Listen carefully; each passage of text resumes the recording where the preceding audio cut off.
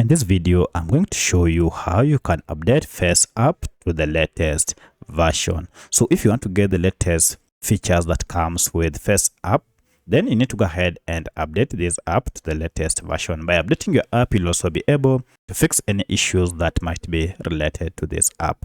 If you find this video helpful, just like and subscribe to this channel. Alright, to update FaceApp, you need to go ahead and search for your app either through Google Play Store or App Store if you're on iPhone. For my case, I'm on Android, and therefore I'll go to Play Store app, and then through Play Store here, go ahead and search for your app. You should be able to see a search bar on top here. If it is not there, then go down below and you should see a search icon. Tap on it, and this will enable the search bar on top here.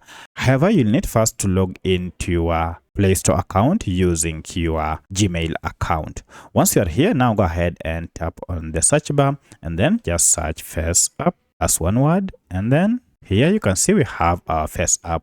To update it, go ahead and tap on update, and this will go ahead and download the latest version of FaceApp Perfect Face Editor, and then install it on your smartphone, replacing the older version of this app. Once the app is installed, now you can proceed and tap on open to start using the latest version of FaceApp.